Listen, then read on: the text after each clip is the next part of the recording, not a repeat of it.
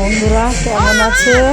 আজকের আবার কিছু কিছু বিয়ে বাড়ি ভিডিও আপনাদের সাথে শেয়ার করবো আমি। আপনারা চলে আসুন।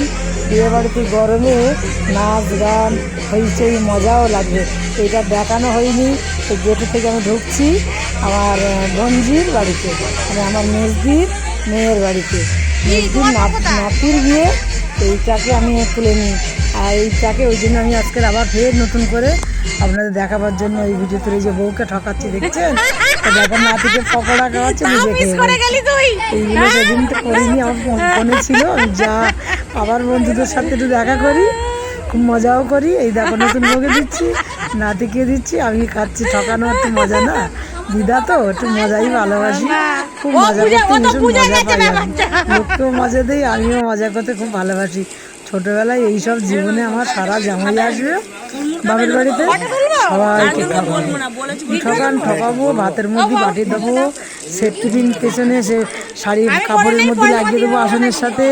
তখন তো টেবিল চেয়ার অত ছিল না, তা আসনে বসে ভাত খেত জামাইবাবুরা। বাপের বাড়ি ভীষণ মিল ছিল, গোষ্ঠী সব বড় তো, এক চক, মানে বিশাল বাপের বাড়ি হয়েছে আনন্দ। আর এই নতুন বউকে সেদিন সত্যিকারে দেখানো হয়নি। এই যে নতুন বউর পাশে দাঁড়িয়ে আছি নাত বউ, আর এই নাত বউর ফুলসজ্জার ঘরে অনেক কিছু দিয়েছে, খুব সুন্দর শাড়ি টাড়ি, মানে অন্তত আমি গুনলাম আমার হিসেবে 37 না 40খানা ট্রে সাজানো আছে। তা একটু একটু করে সবগুলো দেখাই, দেখছেন তো, আপনারা দেখতে থাকুন, আমিও দেখতে থাকি। টুকটুক করে ভিডিওটা আবার সব দেখবেন আজকের। আবার এই আনন্দপ্রিয় লোক তো, আপনাদের সাথে আমি আনন্দ করে যেন চলে যাই। আর যতদিন বাঁচবো যেন ওই হাসি খুশি আনন্দে থাকবো তো। আর ছোটো ছোটো পুচি পুচি বোনগুলো তো বলেন না যে দিদিভাই আপনার ভিডিও ভালো লাগছে, একটু কমেন্টে জানাও। এই যে আমার নাতনি পাশে দাঁড়িয়ে আছে, এই যে আমার সোনা নাতনি। আর এই যে পকোড়ার এইখানটায় ফুচকার স্টলটা আমার খুব ভালো লেগেছে, খুব খুব কী বলবো, আপনাদের কেমন লাগছে জানি না, খুব ভালো লাগছে আমার।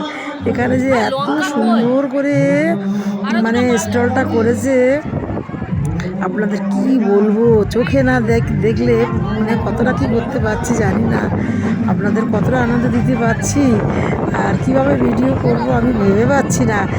খুব ভালো লাগছে, ওই জন্য আজকের আবার কিছু কিছু দেখানো হয়নি সেদিনকে, ওই জন্য আবার একটু তুললাম। আমার এই বোনজির ছেলের বিয়েতে গেলাম তো তাড়াই দিয়া, এটা আবার কিছু কিছু তুললাম। বৌমাকে দেখানো হয়নি, নাতিকে দেখানো হয়নি।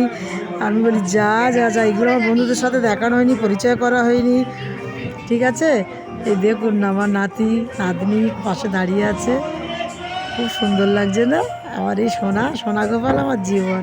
এই নাতিকে ছোট্ট থেকে মানে কি বলবো, ওরে একদম ছোট্ট হসপিটাল থেকে নিয়ে 10 বছর আমার কাছে রেখেছি, ওকে ছাড়া আমার জীবন বাঁচে না। যাই হোক, আপনারা ফুলসজ্জার খাটটা দেখুন সাজানো কেমন হয়েছে। এই যেমন আমার ভাইপো বউ এই প্রণাম করছে আমার পায়ে, দেখছে ভাইপোর আমিও আশীর্বাদ করছি, ওর নতুন জীবন শুরু করেছে, দীর্ঘজীবী হোক, মানে নতুন জীবনে দাম্পত্য জীবনে অনেক সুখী হোক। খুব ভালো লাগলো। ভাইপো বউ বৃহস্পতিবার দিন আমাদের ঘরের লক্ষ্মী ঘরে এলো, আমিও প্রাণ ভরে বুক ভরে ওকে আশীর্বাদ করছি, যেন কি বলবো, ওকে অনেক অনেক সুখী হোক। আর আমার বুক ভরা আশীর্বাদ ওর রইল। ও গিয়ে মাত্র আমার প্রণাম দিয়েছে, আমি খুব খুশি হয়েছি।